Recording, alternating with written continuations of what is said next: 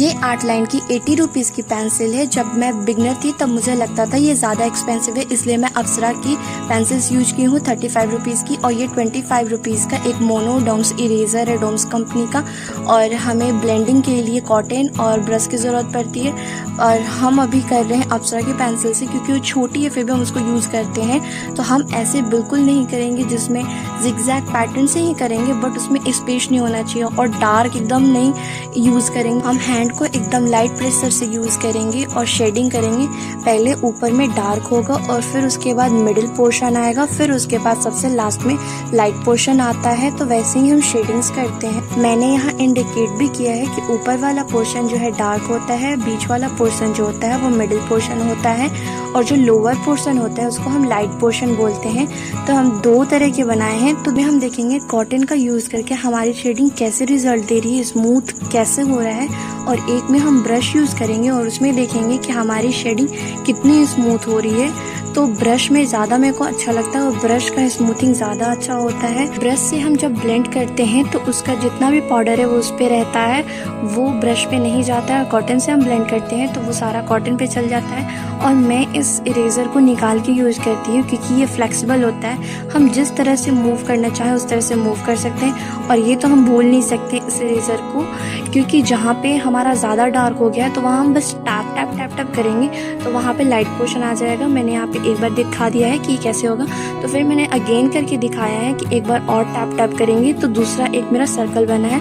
अब हम शेडिंग्स पे आते हैं। शेडिंग्स को कैसे करेंगे, तो शेडिंग्स हम left to right, right to left यानी कि हॉरिजेंटल वे में करेंगे, ऊपर से नीचे ऐसी शेडिंग्स हम करते हैं। और फिर हमने एरो इंडिकेशन भी दिया है कि शेडिंग्स कैसे जाएगी, यानी कि स्ट्रोक्स कैसे मूव करेंगे। और वर्टिकल के लिए भी हम वैसे ही यूज़ करेंगे स्ट्रोक्स। मैंने इसमें भी एरो करके बताया है कि स्ट्रोक्स किस तरह डायरेक्शन में जाएंगे। एंड देन उसके बाद हम शेडिंग स्टार्ट करेंगे। हम पहले हल्की सी डार्क यूज़ करेंगे, फिर उसके बाद हल्का हल्का लाइट करते हुए आएंगे शेडिंग को। पहले हमारा डार्क होगा देन लाइट होगा। हम ऐसे हॉरिजेंटल, वर्टिकल और थोड़ा सा स्लाइड में भी शेडिंग करेंगे। यहाँ पे मैंने एरो बताया है कि ये कैसे जाएगा। इसके लिए भी पहले हम हल्का प्रेशर देंगे, उतना भी नहीं देना है बट एकदम हल्का सा, और जब लास्ट में एंड करेंगे तो हमारा प्रेशर एकदम एंड हो जाना चाहिए। तो ये मेरे आर्ट लाइन की जितनी भी पेंसिल थी, यानी कि 6 पेंसिल आर्ट लाइन में आती हैं, तो मैंने सबके यहाँ नाम भी लिख दिया और बॉक्सेस भी बनाए हैं, और उसमें हम पूरे अच्छे से शेड करेंगे। यहाँ पे हम स्लोली शेड कर रहे हैं ताकि आप सबको एकदम अच्छे से पता चल सके कि शेडिंग कैसे होती है। हम बिल्कुल जल्दीबाजी में नहीं करेंगे ताकि हमारा ड्राइंग ख़राब ना हो जाए, ताकि हमारा जितना भी पोर्ट्रेट है या फिर हम कुछ भी सिनेरियो बना रहे हैं वो बर्बाद ख़राब ना हो जाए। यहाँ पे दोनों साइड में यहाँ पे ब्लैंक स्पेस है, उसको हम किसी भी अलग डायरेक्शन में नहीं करेंगे। जिस डायरेक्शन में हम शेडिंग करेंगे सिर्फ उसी डायरेक्शन में हम शेडिंग यहाँ पे बॉक्स में फिल करेंगे। ऊपर में आपको दिख रहा होगा थोड़ा सा डार्क है, बीच में जो होगा हल्का मिडिल होगा, और जो लास्ट में है वहाँ लाइट है। तो ये HP में भी क्या वैसे ही है। और हर बॉक्स में जितने भी पेंसिल यूज़ करेंगे पहले हम उसको डार्क यूज़ करेंगे, देन हम मिडिल यूज़ करेंगे, देन हम लाइट यूज़ करेंगे। 2B में भी हम यही किए हैं, पहले डार्क से स्टार्ट करेंगे, हल्का सा पेंसिल को प्रेशर देंगे, फिर उसके बाद हल्का लूज प्रेशर करते करते फिर एंड में जब हम आएंगे तो वो पूरा हम उसको छोड़ देंगे, वो प्रेशर एंड कर देंगे, तब हमारी हल्की शेडिंग मिलेगी। देन वो कंपेयर हो जाएगा HB पेंसिल से। फिर उसके बाद हम 4B पेंसिल का भी ऐसे ही करेंगे, उसमें भी पहले डार्क करेंगे और फिर उसके बाद मिडिल करेंगे, फिर उसके बाद लाइट करेंगे। ये सारा हम करेंगे। अगर हम सिर्फ पेंसिल से शेड करके छोड़ देंगे तो वो हमारा रिज़ल्ट जो होता है वो थोड़ा रफ़ हो जाता है, स्मूथ रिज़ल्ट नहीं आता है। इसके लिए हम ब्रश का यूज़ करेंगे। मम्मी का मेकअप का ब्रश होगा वो आप यूज़ कर सकते हैं, या फिर अगर नहीं हो तो कॉटन आपके पास है वो कॉटन का यूज़ कर सकते हैं हम सब।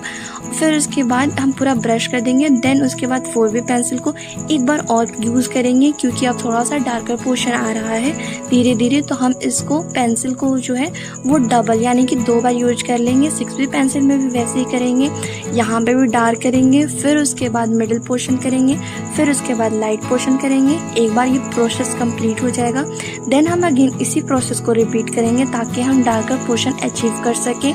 और जो हमारा लाइट 6B होगा वो हमारे HB के आकर के कंबाइन हो जाएगा, तो वो हमारा डार्क HB और लाइट HB एक साथ कंबाइन हो जाएंगे। देन इसको भी स्मूथ शेडिंग के लिए हम ब्रश का यूज़ करेंगे और साइड्स के जो कॉर्नर है उसको भी हम फिल करेंगे। उसको फिल करने के लिए हल्के हल्के से स्ट्रोक्स लगाने हैं और वो दूसरे डायरेक्शन में नहीं करने हैं, वो सेम उसी डायरेक्शन में करने हैं। यहाँ पे भी ब्रश मैंने दिखाया है कि ब्रश को हम कैसे यूज़ करते हैं। ब्रश को भी सेम उसी डायरेक्शन में यूज करते हैं। हम ब्रश को डिफरेंट डायरेक्शन में नहीं यूज़ कर सकते हैं। जिस डायरेक्शन में हमने स्ट्रोक्स चलाए हैं उसी डायरेक्शन में हमें ब्रश को भी यूज करना होता है ताकि स्मूथ शेडिंग आए। अगर हम ब्रश को अपोजिट डायरेक्शन में यूज़ करते हैं तो हमारा रिज़ल्ट थोड़ा सा अजीब आता है, अच्छा नहीं आता है। इसलिए अगर हमको परफेक्ट रिजल्ट चाहिए तो हमको सेम उसी डायरेक्शन में हमको ब्रश को ब्लेंड करना पड़ेगा।